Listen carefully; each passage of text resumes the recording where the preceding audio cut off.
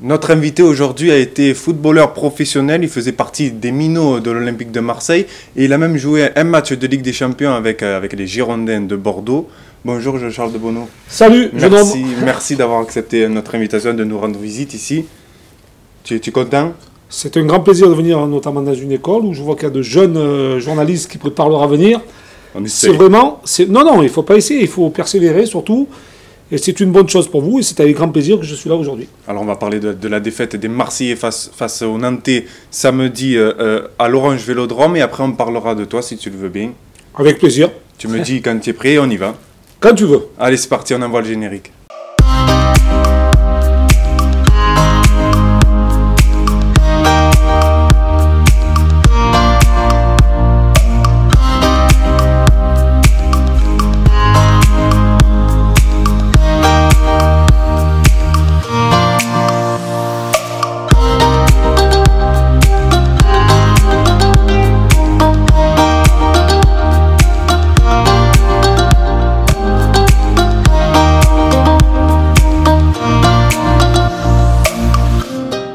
Et Enzo m'accompagne aujourd'hui. Salut Enzo. Salut Lucas et bonjour à Jean-Charles Debonneau, très heureux d'être sur le plateau. Salut. Comme je le disais, on va parler de l'OM, on va débriefer ensemble le dernier match de l'Olympique de Marseille qui s'est incliné 3-1 face au FC Nantes. Une défaite difficile à avaler pour les supporters marseillais après une longue série de victoires, plaçant le club deuxième au classement du championnat. Rassurez-vous, l'OM reste deuxième au classement derrière Paris. Marseille n'avait pas perdu en Ligue 1 depuis le 27 octobre, revers face au PSG, 4-0. Alors Jean-Charles, quelle analyse fais-tu à froid de la prestation des Olympiens samedi à l'Orange Vélodrome? Je crois qu'il y a tout simplement une équipe qui arrive en bout de course. C'était pas évident de pouvoir enchaîner. On a vu que depuis 2020, janvier 2020, l'OM peine un petit peu sur cette reprise de championnat, et notamment en Coupe de France et en Coupe de la Ligue, ça a été au tir au but, ça a été en prolongation. On a vu aussi contre Angers qu'il y avait quelques difficultés à s'imposer ici au Vélodrome. On n'y est pas arrivé. On a accroché ce superbe résultat du côté de Lille. Et là, face à Nantes, ça a été le coup près en fait. Donc cette équipe marseillaise a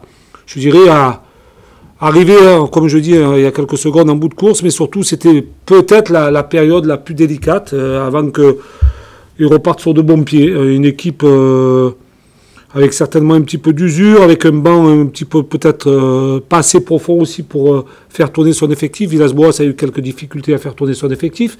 Donc voilà, il n'y a pas d'inquiétude non plus. Il n'y a pas à avoir trop d'inquiétude. Il y a encore 8 points d'avance sur Rennes, si je ne me trompe pas, 9 sur Lille.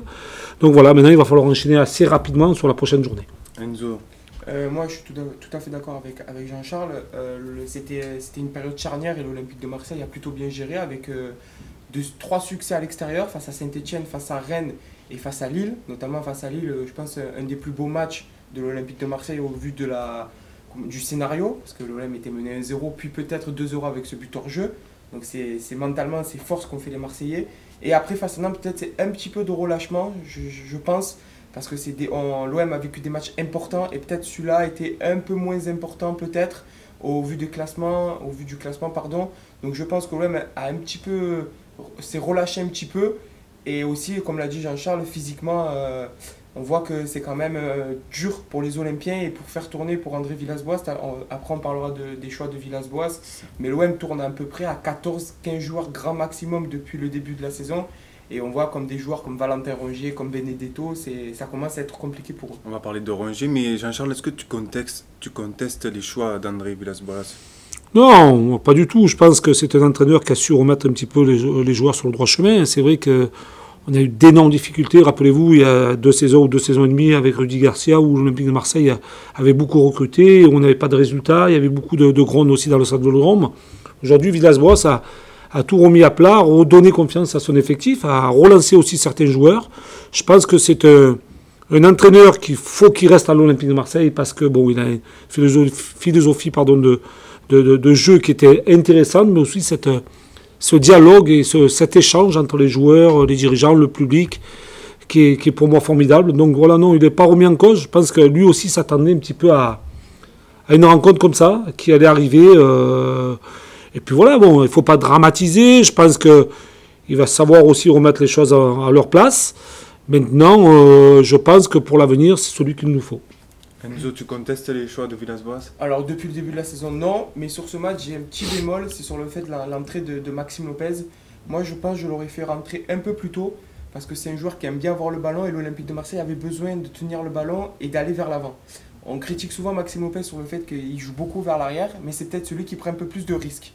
Donc moi, j'aurais bien aimé voir Maxime Lopez sur ce genre de match, et on a vu aussi que Valentin Rongier était un peu emprunté physiquement, et peut-être le sortir plus tôt. On sait que Boubacar Kamara, il a dit à André Villas-Boas en après-match qu'il souffrait du dos, qu'il était blessé au dos, c'est pour ça qu'il a fait sortir.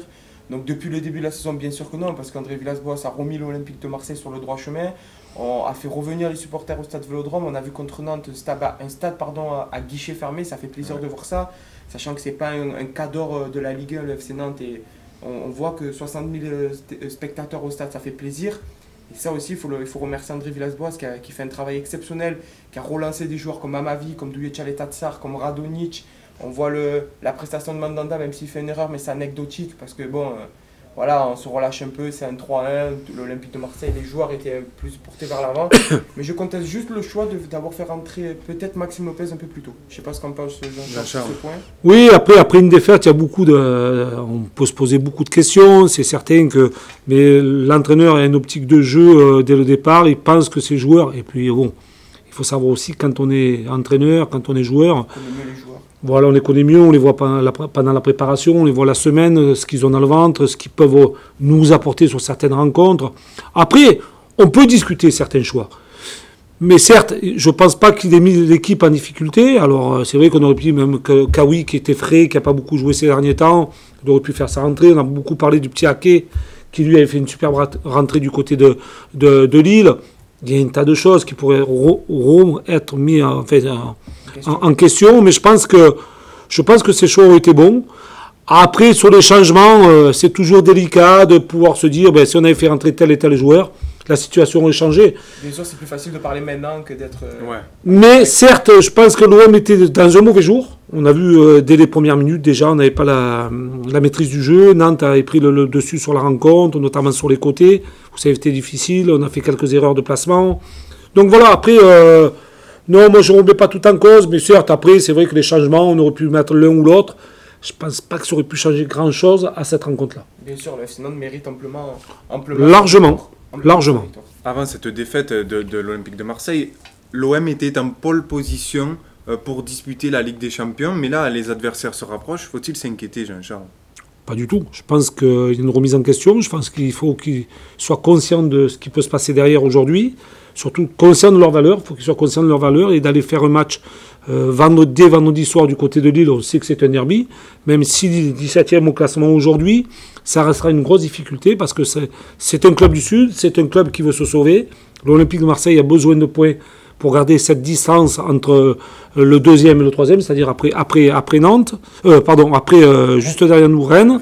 Donc il y a 8 points, il y a un certain confort, il y a un certain coussin aussi qui peut nous permettre de faire un nouveau faux pas entre difficultés. Mais certes, il ne faut pas que ça arrive rapidement, parce que ça va donner la possibilité aux adversaires de se reprendre aussi et de nous mettre la pression. Maintenant, attention, nous on a 8 points. Même si on venait à perdre, il faut que les autres gagnent. Donc ça reste quand même assez difficile pour cette équipe nantaise. J'ai plus peur de Lille que de Nantes. Enfin, moi, c'est mon avis personnel. Maintenant, je pense que Lille est mieux armée que Rennes. Rennes, c'est souvent en dents de scie. Lille, c'est quand même un club qui a connu la saison passée la 2e place, qui est un super entraîneur, qui a un effectif assez riche. Maintenant, voilà, méfions-nous de tout ça. Enzo, qu'en penses-tu? Alors, s'inquiéter, non, c'est un bien grand mot, parce que quand on voit les matchs de Rennes et de Lille sur les dynamiques, on peut se dire que les deux équipes n'ont pas réalisé des performances comme l'Olympique de Marseille, c'est-à-dire une série de matchs invaincus. On voit que Rennes, quand on enchaîne 2 victoires, hop, il y a un petit revers, un petit match nul. Donc il n'y a pas une certaine régularité des deux équipes.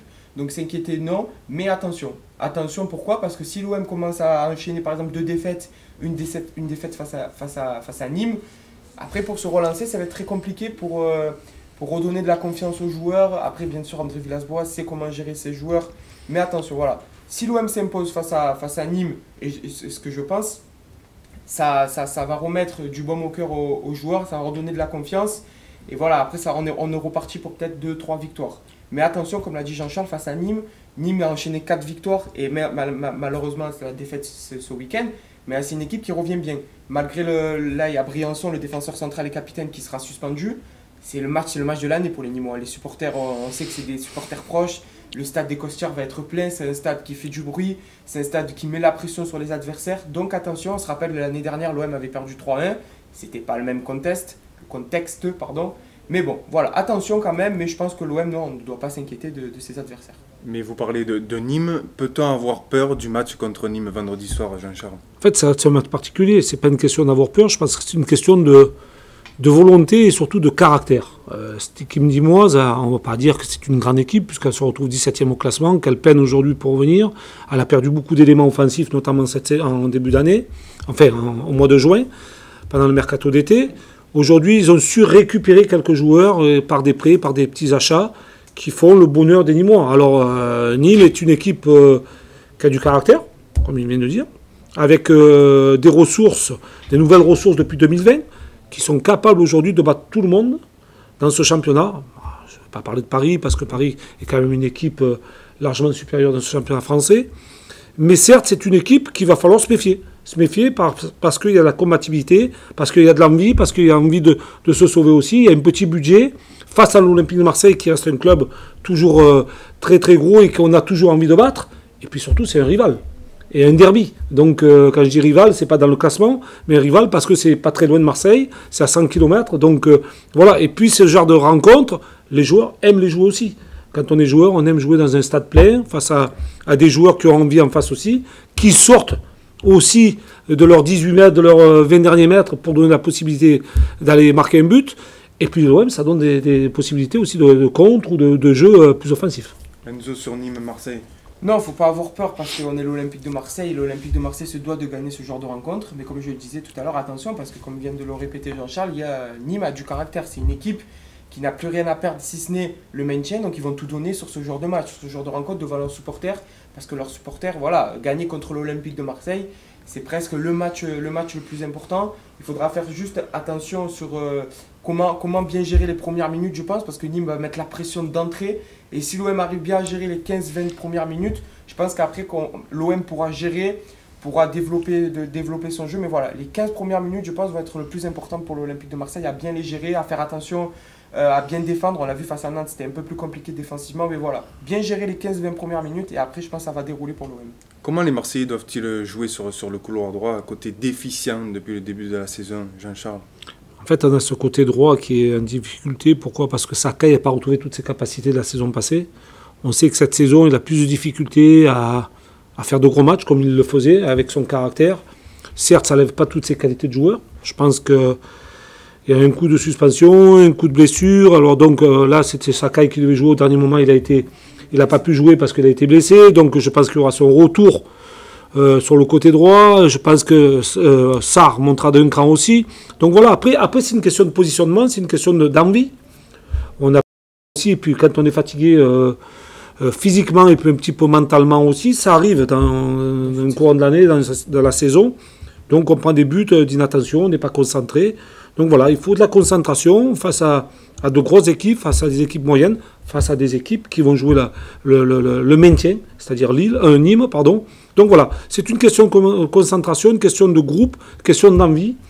Et puis surtout, après, aller chercher cette victoire aussi à l'extérieur. Il faut jouer avec ses capacités. Je pense que l'OM aujourd'hui est rassuré par son jeu, par les points qu'elle a pu acquérir pendant toute cette saison. Maintenant aussi, trouver des failles du côté nîmois. Donc voilà, essayer de les mettre en difficulté. Et si on marquait les premiers, peut-être que ça permettrait à cette équipe nîmoise de douter un petit peu, mais surtout de sortir de cette zone défensive et donner une nouvelle fois des possibilités. Enzo, d'accord avec Jean-Charles? Ouais, tout à fait d'accord sur le match, comment l'OM doit le jouer. Sur le côté droit, par contre, moi j'ai juste un petit bémol. Moi je pense que je mettrais plutôt le jeune Seyfedine Kawi, parce qu'on voit quand même sur le côté droit, on n'a jamais eu de gaucher. C'est-à-dire qu'on voit beaucoup maintenant. On avait Thauvin. On avait Thauvin, oui, voilà. Il est blessé en ce moment, mais voilà, on voit des joueurs souvent sur les côtés qui aiment bien rentrer et enrouler. Et on voit aussi les latéraux qui passent derrière le joueur pour faire un peu plus d'appel. Le dédoublement. Voilà, le dédoublement, je cherchais le mot, merci. Donc c'est pour ça que je pense peut-être mettre titulaire Kawi avec Bounassar en latéral droit. ils ont une certaine complicité à l'extérieur et même à l'intérieur du terrain. Donc pourquoi pas voir Kawi, parce qu'il a fait quelques bonnes rentrées au milieu de terrain. Donc pourquoi pas le voir avec une rentrée, faire tenter. On voit qu'il est très fin techniquement. C'est un très bon joueur. Voilà, après on sait qu'Hiroki Sakai c'est un très bon joueur, mais en ce moment voilà, c'est une saison compliquée pour lui. Et je pense que ce qui joue aussi pour Sakai, c'est le fait qu'il n'y ait plus Thauvin. Je pense qu'ils avaient une bonne complicité. Thauvin mettait à l'aise Sakai, Sakai mettait à l'aise Thauvin. C'était une bonne complicité sur le côté droit. Thauvin faisait des efforts défensifs pour Sakai. Ils s'entendaient bien. Et je pense que le fait que Thauvin soit absent et qu'il ne soit pas là, je pense que ça a joué sur les performances d'Hiroki Sakai. Non, je suis de son avis. C'est vrai qu'on n'a plus le même rendement quand il n'y a pas Thauvin. C'est vrai que c'est un joueur qui était surprenant, qui était d'abord dans la zone offensive. Il était très performant puisqu'il était 2 années consécutivement meilleur buteur de ce club. Meilleur passeur aussi. Après, certes, il n'est pas là, donc il faut faire avec. Alors, maintenant, moi je pense que aller jouer du côté de Nîmes, parce que j'ai joué ces matchs-là quand j'étais à l'Olympique de Marseille ou dans d'autres clubs, c'est quand même assez je dirais, combatif. Donc on a besoin de guerriers. Et je pense qu'un garçon comme Sakai, qui a lui cette mentalité de guerrier, de joueur avec un gros tempérament, derrière, et peut-être l'opportunité d'avoir un joueur rapide qui est Sarr devant, ça pourrait apporter un petit peu plus. Maintenant, il reste cette possibilité de Kawi, qui est un joueur très technique, avec du talent. Je pense qu'on ne le voit pas assez, moi c'est mon point de vue. Et puis surtout, comme tu dis, si des côtés droits rentraient sur son bon pied, frapper au but et donner peut-être un ballon de but aussi. Mais certes, après, l'entraîneur cherche par rapport aux adversaires le meilleur dispositif avec les meilleurs joueurs qui puissent correspondre à l'adversaire. Donc il y a un tas de choses. Il y a manipulation en fait. Bien gérer son groupe aussi. C'est ça aussi. Alors ça n'enlève pas les qualités de l'un ou de l'autre. Ça pourrait être le cas du petit Maxime Lopez qui pourrait aussi jouer côté droit, puisqu'il avait fait contre Lyon, il avait été très bon. Donc voilà, on peut voir aussi Maxime jouer côté droit. Avant de conclure sur l'Olympique de Marseille, revenons juste 2 minutes sur l'OM Nantes. Unique buteur pour l'OM, Morgan Sanson. Un mot, messieurs, sur la prestation du milieu de terrain, Jean-Charles. Il est dans sa continuité depuis la fin de saison dernière. Je pense que c'est un joueur qui a pris ses responsabilités. Il a pris du volume de jeu, il a compris que de jouer un petit peu plus haut et mettre un petit peu d'agressivité maintenant, et surtout ce qu'il a compris, c'est d'aller marquer des buts, parce que c'est ce qui lui manquait aussi, c'est que ce qu'on a souvent reproché au jeune Maxime Lopez, c'est d'aller marquer aussi un petit peu des buts, parce qu'on a besoin d'être décisif. Voilà, il a du caractère, il est impressionnant aussi dans le volume, il est impressionnant aussi dans les contacts, il a beaucoup d'abattage. Il va perforer l'équipe, la ligne intermédiaire d'en face. Puis l'apport de Rongier à ses côtés aussi lui permet d'être beaucoup plus libéré. Donc voilà, c'est un bon équilibre. Il a grandi, je dirais, dans ce monde du football. Enzo. Ouais, comme l'a dit Jean-Charles, c'est un très très bon milieu de terrain. On va dire qu'il a toutes les qualités d'un bon milieu de terrain, d'un très bon milieu de terrain européen. Il arrive à gratter les ballons. Il arrive à être bon offensivement, il arrive à casser des lignes. On le voit que des fois, quand il fait des passes, c'est vraiment un joueur qui peut jouer dans les plus grands clubs européens, je pense. Et je dis pas ça, je suis très sérieux en disant ça. C'était la première recrue du Champions Project. Je me rappelle, c'était la première. On avait beaucoup d'attentes sur ce joueur. Et dès sa première saison, dès son arrivée, meilleur passeur de Ligue 1. Même s'il avait fait des passes avec Montpellier, meilleur passeur de Ligue 1. Après, c'était une année un peu plus compliquée l'année dernière. Et cette année, on retrouve le Morgan Sanson avec son volume de jeu exceptionnel. Et je pense aussi, ce qui joue pour ce joueur, c'est qu'il doit avoir une hygiène de vie qui doit être irréprochable. Parce qu'on le voit qu'il n'est presque jamais fatigué, il se donne à fond physiquement. On voit que c'est un des seuls peut-être qui a encore du jus jusqu'aux 90 minutes. Et il faut le souligner parce que je pense que l'hygiène de vie est importante pour un footballeur. Et je pense que l'hygiène de vie de Morgan Sanson joue sur les autres performances de ses coéquipiers. Jean-Charles, tu parlais juste de Rongier. Faut-il s'inquiéter au vu des dernières prestations, des dernières performances de Valentin Rongier? Footballistiquement, non, parce que je pense que c'est un joueur qui a d'énormes qualités. C'est un joueur qui peut apporter beaucoup plus à l'Olympique de Marseille aussi, parce qu'il a de la technique, il a de la volonté. C'est un ratisseur et surtout beaucoup d'abattage. Après, il est dans une mauvaise passe, et je pense que ce qui lui manque aujourd'hui, c'est le but. Parce que c'est un joueur qui a... Et il le veut, mais malheureusement... Alors, j'ai pas envie de dire qu'il tremble devant le but. Il joue peut-être de malchance, peut-être aussi d'efficacité, peut-être de maladresse. Voilà. Tant qu'il ne va pas débloquer son compteur but, il aura ce petit truc qui traîne derrière. Maintenant, au niveau du joueur pur, je pense qu'on ne peut pas avoir meilleur. c'est l'équilibre de l'équipe, c'est un joueur qui est capable d'aller presser l'adversaire très très haut, qui est capable de revenir très très bas et d'être un bon passeur aussi. Non, j'ai pas une grosse inquiétude. Je pense que voilà, dans sa tête, il va falloir, et surtout physiquement ses jambes, récupérer comme il le faut. En plus, je pense que l'hygiène de vie, tu parles d'hygiène de vie, c'est très important pour un footballeur.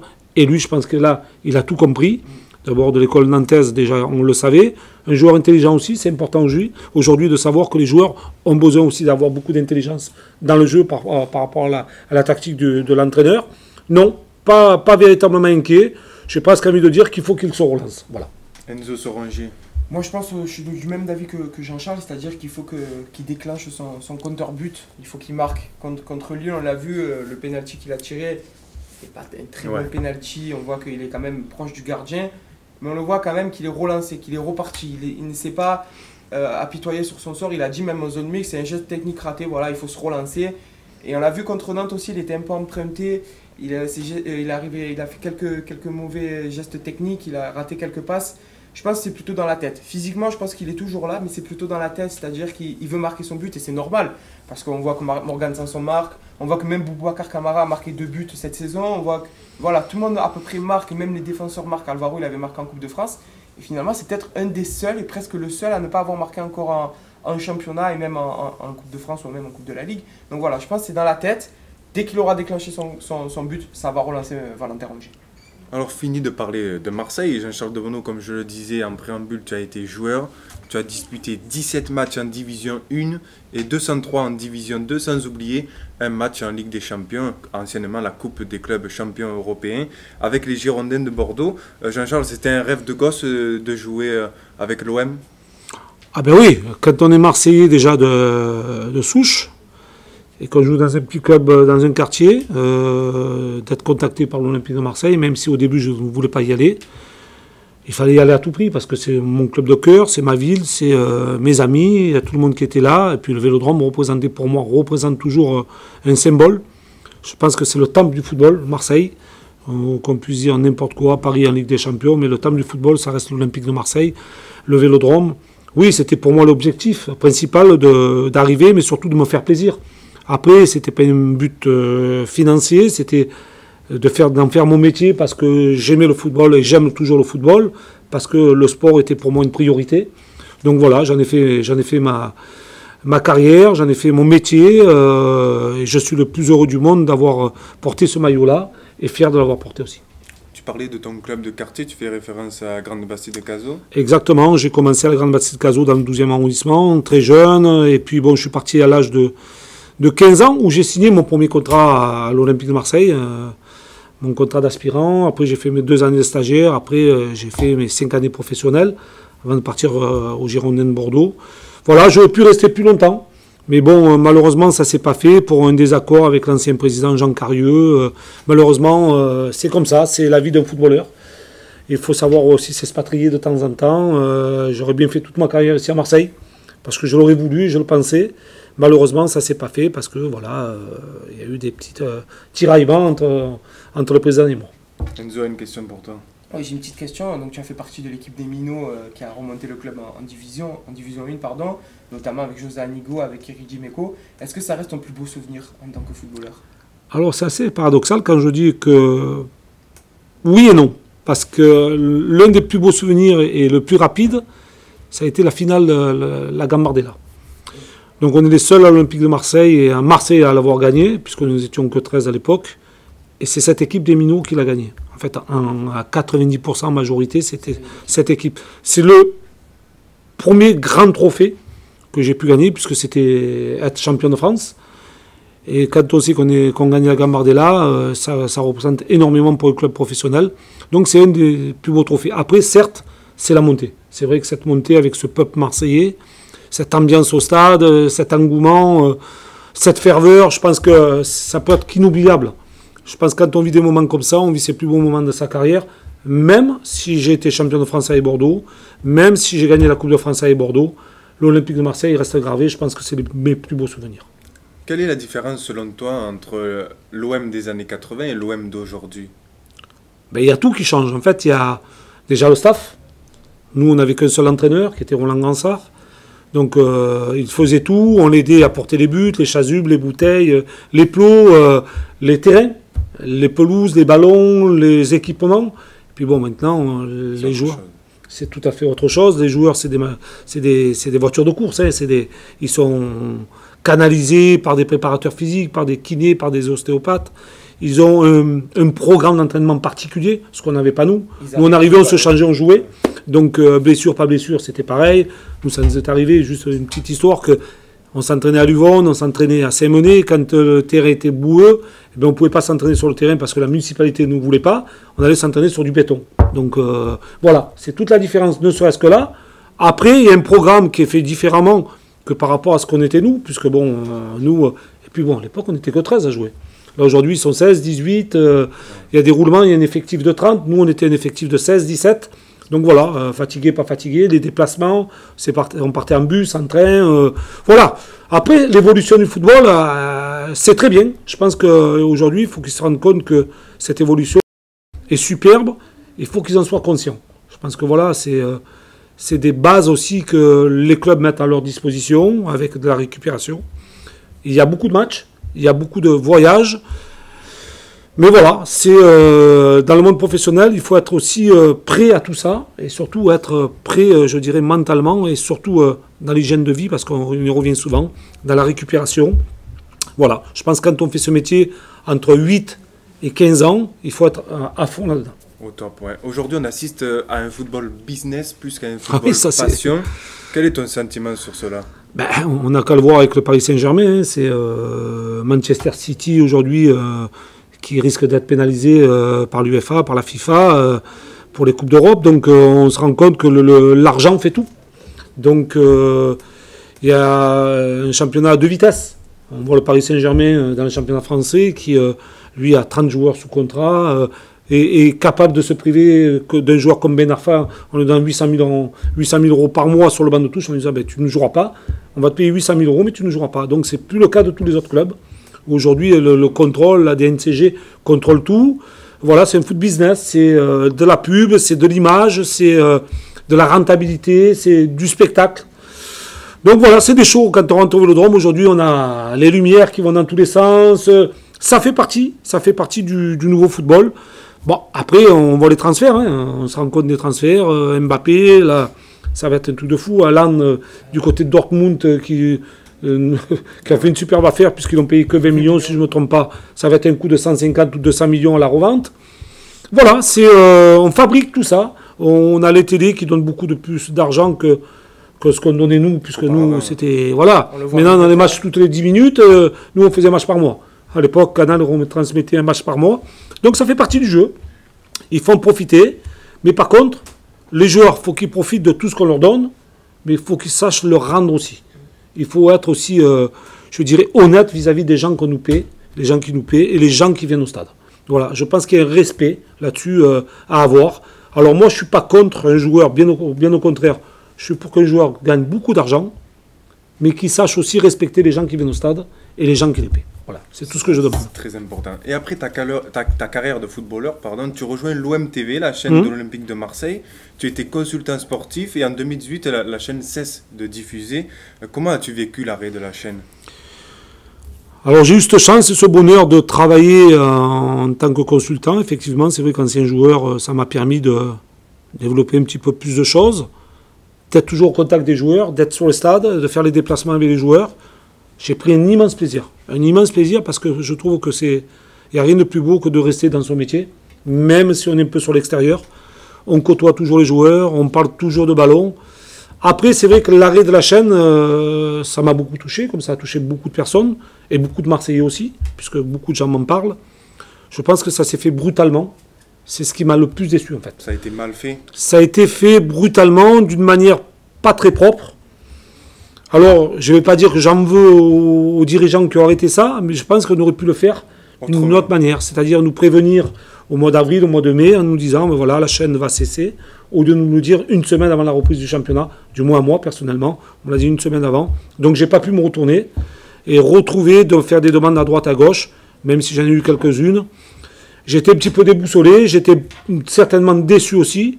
Et puis après, je suis reparti sur le Football Club de Marseille, qui m'ont donné l'opportunité de de travailler avec eux et je passe du superbe temps avec eux et je trouve que c'est une super équipe. On va parler du FCM, mais juste pour finir sur l'OMTV, quel est ton plus beau souvenir sur cette chaîne? Il y en a eu, hein. Il y a eu les 10 ans d'OMTV où on a fait venir des Drogba, des Papin, des Soprano, des Deschamps, des Guéretz. En fait, tout le monde était présent. C'était magique. Mais il y a quand même eu un très beau souvenir aussi, c'est le doublé avec Didier Deschamps. On avait fait 4 heures d'émission en direct avec Sébastien Pietri. Lui à la mairie, moi avec les joueurs sur le quart. Je pense qu'on a passé des moments formidables. Les joueurs ont été formidables aussi avec nous. Il y a eu beaucoup de respect, beaucoup de, je dirais, d'accord entre eux et nous. Ils jouaient le jeu. Voilà, ils jouaient le jeu. Donc on rentrait au vestiaire, on sympathisait. José Anigo nous donnait les portes ouvertes aussi. Donc voilà, je pense que c'est mes plus beaux souvenirs quand on défile dans Marseille, sur le Vieux-Port, à la mairie. Je pense qu'avec toute cette foule, il y a un engouement qui vous fait soulever la foule, vous ne savez plus quasiment où vous êtes. Voilà, c'est de la joie intense qu'on n'oublie pas. Enzo, tu veux réagir? Ouais, je veux réagir parce que moi, l'OMTV, J'ai bercé. J'ai été bercé avec l'OMTV. Mon père regardait, moi je regardais depuis tout petit les avant-matchs, les après-matchs. Je regardais tous les matchs de l'OM, même si c'était pas diffusé, mais j'écoutais les avant-matchs avec Sébastien Pietri, Jean-Marc Ferry et toi-même du coup. Et voilà, donc l'arrêt de la chaîne, c'était un peu la chaîne des supporters. C'était la chaîne des supporters, les supporters marseillais regardaient que ça. Ils s'identifiaient en fait à OMTV. Ils s'identifiaient exactement parce qu'on voyait c'était des Marseillais qui étaient présents. Donc voilà, c'était avec Loris Samama aussi un peu plus tard. Il y avait des émissions but à but, les avant-matchs. Enfin voilà, c'était vraiment une chaîne pour l'Olympique de Marseille et ça manque, personnellement, ça me manque de voir cette chaîne qui n'est plus diffusée. Voilà, c'est dommage. Bon, il y a beaucoup de gens dans la rue qui me demandent pourquoi. Alors bon, après, expliquer toutes les choses, tout ce qui se passe, les nouveaux actionnaires, les nouveaux dirigeants. Ils travaillent à l'américaine. Donc en fait, c'est les réseaux sociaux. Alors je veux bien, mais il y a des gens, moi quand je voyage, qui me disent qu'ils habitent à Avignon, mais avant ils étaient au cœur de l'action. Aujourd'hui, ils ne voient plus rien de OMTV, ils ne voient plus d'images, les interviews. Ouais. Moi je me rappelle, tu m'as parlé de bons moments. Je me rappelle avec Big Bay, Ribéry, Nasri, Niang, Diawara, quand tu me jetais dans la piscine, voilà, c'était partie de rigolade, les gens vivaient ça, quand on rentrait dans les vestiaires, on avait des interviews en direct, les gens, ils avaient l'impression d'être dans le vestiaire avec moi, avec nous. Donc, ces gens ne vivent plus, ils n'ont plus ces images-là, ils sont plus au cœur de l'actualité, ils sont par les réseaux sociaux, c'est différent. Donc moi, j'ai beaucoup de gens qui me disent, mais pourquoi, mais c'est comme ça. Parce qu'en plus, ça rapprochait les supporters. Absolument, mais surtout il le vivait en direct. Donc en fait, dans le monde de la télé, on a l'impression d'être entre guillemets vicieux parce que quand tu rentres, que tu es à côté du joueur, les téléspectateurs, les supporters, les abonnés sont là à vouloir savoir certaines choses des joueurs, comment ça se passe dans les vestiaires. On est curieux les secrets, ce qu'ils vont dire, ce qu'ils ne vont pas dire. Et on vit ça avec eux. Et là, aujourd'hui, on ne vit plus rien, malheureusement. Ça te manque parce que tu étais quand même le Paganelli de l'OMTV. C'est ce qu'on me dit très souvent, effectivement. C'est vrai, tu étais le Paganelli de l'OMTV. Oui, mais c'est comme ça. Ça fait partie d'une carrière aussi de consultant. J'aurais pu, je ne le cache pas, j'avais eu des contacts par Canal à un certain moment. J'aurais pu, non, j'ai refusé pour rester à Marseille. Mais bon, voilà, moi, mon cœur est marseillais. Maintenant, je pense que... Est-ce que les dirigeants se rendent compte du manque de cette chaîne aussi? Je ne sais pas. Peut-être que s'il y a de nouveaux actionnaires qui arrivent, peut-être qu'ils la remettront parce qu'ils ont tout à disposition. Voilà, je ne sais pas si ça coûtait de l'argent, je ne pense pas. Je pense que la dernière année, l'Olympique de Marseille, OMTV avait gagné de l'argent aussi. Donc voilà, ça a été fait parce que ça travaille à l'américaine, c'est du réseau social. Football business. Voilà, tout simplement. Alors aujourd'hui, tu es chroniqueur depuis 2018 pour le FCM, le Football Club de Marseille, à qui on passe le bonjour. Tu interviens dans le talk show Débat Foot Marseille, présenté par Benjamin Courmès, et tu présentes l'interview de JCDB. Ouais, Jean-Charles de Bono, en fait. Voilà. Dernier invité en date, c'était Eric Guéretz, ancien international belge et ancien entraîneur de l'Olympique de Marseille. Qui sera tout d'abord le prochain invité? Alors, je viens d'enregistrer Vedran Rounier, l'ancien gardien de l'Olympique de Marseille. On a beaucoup de projets, notamment des joueurs que vous connaissez beaucoup. On risque d'aller sur l'Italie, alors c'est pas fait, mais on est en discussion et malheureusement, avec ce nouveau virus, ça nous empêche un petit peu de de partir, mais il risque d'avoir des internationaux, en l'occurrence, allez, je vais dévoiler, c'est un peu gênant, je vais me faire engueuler des Ribéry, des Nasri, voilà, des grands joueurs comme ça, peut-être des Drogba, voilà. Donc c'est ce que vous risquez de voir sur notre chaîne, enfin sur nos réseaux. Voilà, j'ai la possibilité, c'est vrai que j'ai un carnet d'adresses assez important, ce qui me permet de toucher ces personnes-là. Et comme je les ai côtoyés auparavant, ça me permet d'être aussi, j'étais un petit peu leur grand frère. Là, j'étais en discussion avec Samir Nasri, qui me disait, Jean-Charles, c'est spécialement pour toi que je te ferai l'interview, si je dois le faire, parce que tu as été mon grand frère, parce que tu m'as toujours soutenu. Voilà, c'est des... Après, il y en a beaucoup. Hein. On a fait Perrin, on a fait Valbuena, on a fait des Niang, voilà. Ça permet aussi de voir des anciennes gloires de l'Olympique de Marseille, de savoir un petit peu ce qu'ils ont dans le ventre et de revivre un petit peu les bons moments avec ces gens-là. Et pourquoi avoir accepté la proposition du FCM? Parce que je pense que c'est des vrais professionnels qui adorent faire ce qu'ils font, avec une dérision à côté. Ils ne se prennent pas la tête. Et ça, j'aime beaucoup. Je pense que l'humilité, c'est hyper important dans ce métier. Parce que souvent, quand on se voit à l'image, on a souvent tendance à gonfler la tête. Le melon, avoir un ballon dirigeable au lieu d'avoir un cerveau. Donc voilà. Et puis c'est un média qui monte aussi. Qui monte énormément. On a doublé quasiment nos abonnés en espace d'un an et demi. Donc voilà, on est presque à 35 000 ou un truc comme ça. Donc il y a beaucoup de vues. Et puis les gens apprécient beaucoup nos de bons retours. Les retours qu'on a, c'est des dialogues qui sont des gens sérieux. Avec, on dit ce qu'on pense. Par moments, ça peut vexer aussi parce qu'il y a des supporters qui disent mais pourquoi vous dites ça? Mais on dit ce qu'on pense, donc on ne le cache pas. On est honnête vis-à-vis de vous. C'est ce qu'il faut savoir aussi. Et puis bon, voilà, c'est des gens hyper agréables avec des super journalistes.